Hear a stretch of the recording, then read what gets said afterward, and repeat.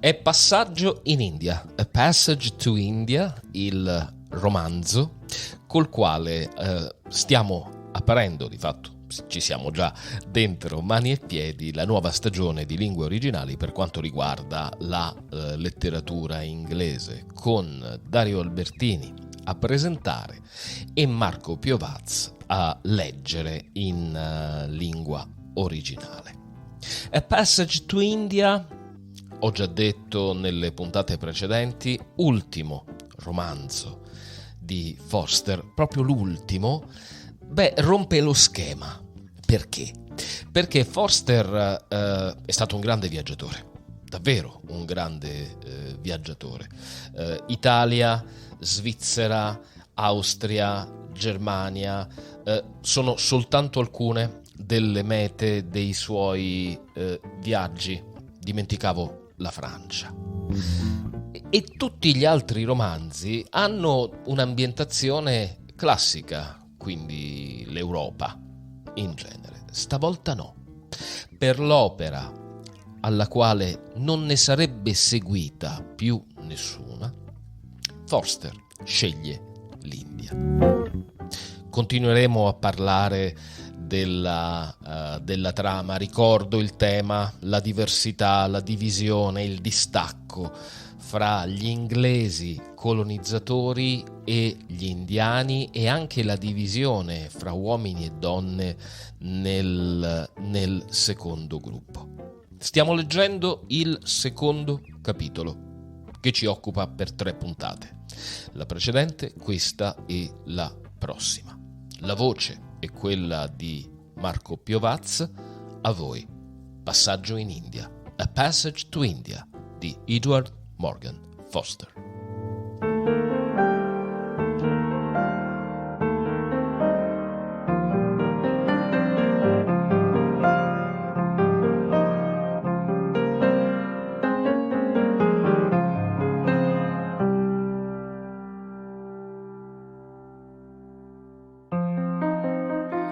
A servant in scarlet interrupted him. He was the chupracy of the civil surgeon, and he handed Aziz a note. "Old Calendar wants to see me at his bungalow," he said, not rising. "He might have the politeness to say why." "Some case, I dare say." "I dare say not. I dare say nothing. He has found out our dinner hour, that's all, and chooses to interrupt us every time in order to show his power. On the one hand, he always does this. On the other, it may be a serious case, and you cannot know," said Hamidullah, considerately paving the way towards obedience. "Had you not better clean your teeth after pan?" "If my teeth are to be cleaned, I don't go at all. I am an Indian. It is an Indian habit to take pan. The civil surgeon must put up with it." "Mahmoud Latif, my bike, please." The poor relation got up. Slightly immersed in the realms of matter, he laid his hands on the bicycle's saddle, while the servants did the actual wheeling. Between them, they took it over a tin tack.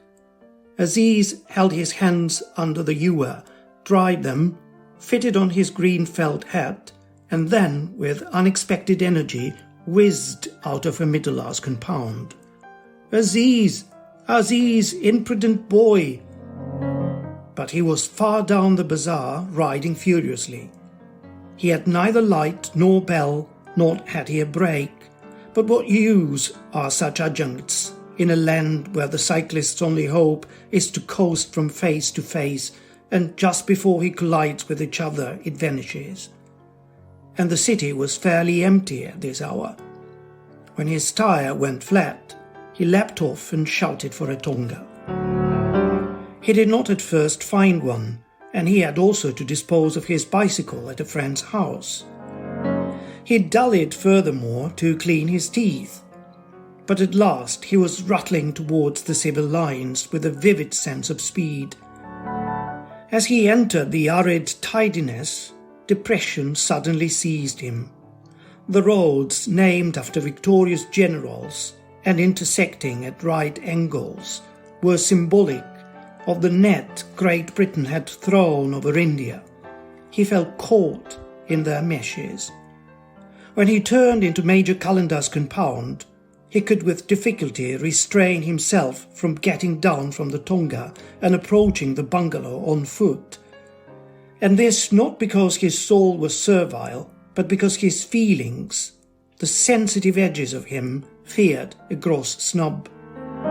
There had been a case last year. An Indian gentleman had driven up to an end official's house and been turned back by the servants and told to approach more suitably. Only one case among thousands of visits to hundreds of officials, but its fame spread wide. The young man shrank from the repetition of it. He compromised and stopped the driver just outside the flood of light that fell across the veranda. The civil surgeon was out. "But the Sahib has left me some message?" The servant returned an indifferent "no." Aziz was in despair. It was a servant whom he had forgotten to tip, and he could do nothing now because there were people in the hall. He was convinced that there was a message, and that the man was withholding it out of revenge. While they argued, the people came out. Both were ladies. Aziz lifted his hat. The first, who was in evening dress, glanced at the Indian and turned instinctively away. "Mrs. Leslie, it is a tonga," she cried. "Ours?" inquired the second, also seeing Aziz and doing likewise. "Take the gifts the gods provide anyhow," she screeched, and both jumped in. "Oh, tonga walla, club, club, why doesn't the fool go?" "Go, I will pay you tomorrow," said Aziz to the driver. And as they went off, he called courteously, "You are most welcome, ladies." They did not reply, being full of their own affairs. So it had come, the usual thing, just as Mahmud Ali said, the inevitable snub.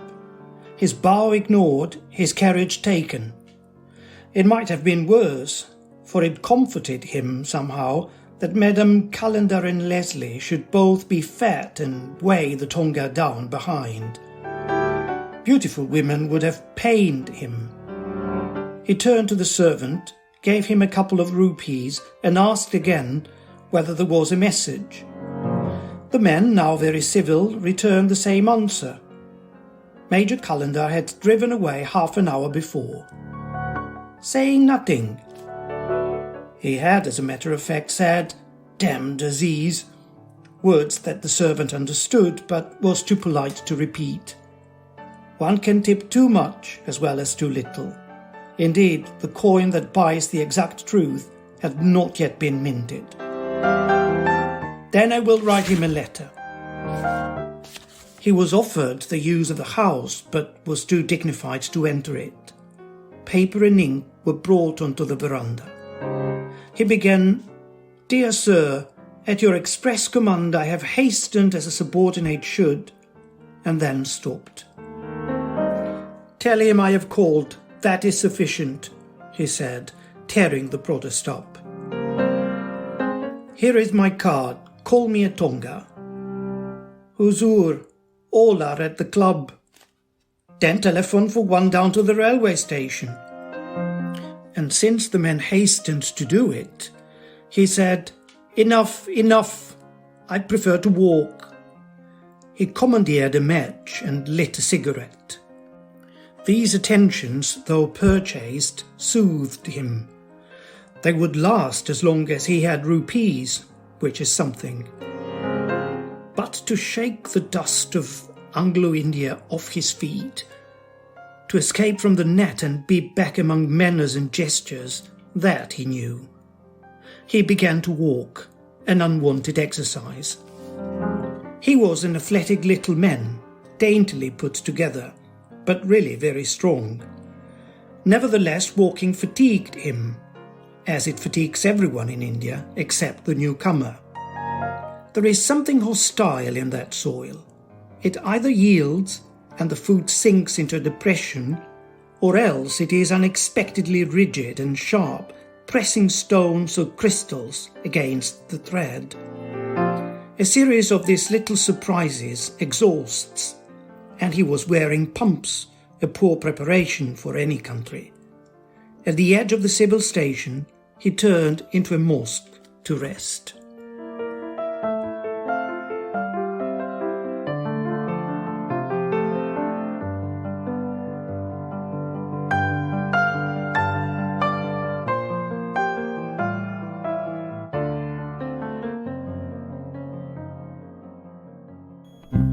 Grazie a Marco Piovaz per questa nuova lettura, ricordo, seconda parte del secondo capitolo di Passaggio in India, Passaggio to India. Provate a pensare quale possa essere lo stato d'animo di uno scrittore che a un punto del tutto imprevedibile della sua carriera scopre di non aver più nulla da dire.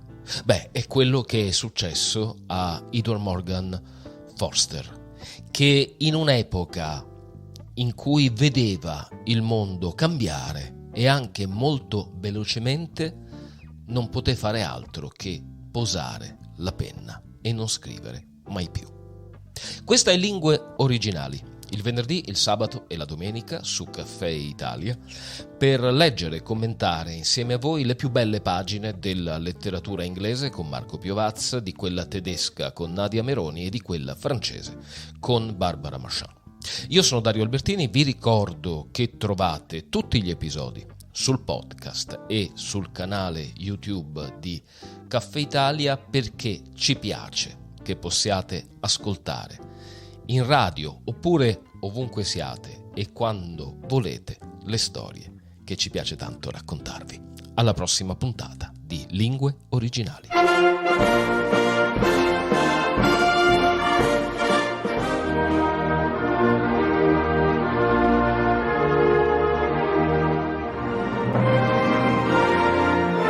Lingue Originali.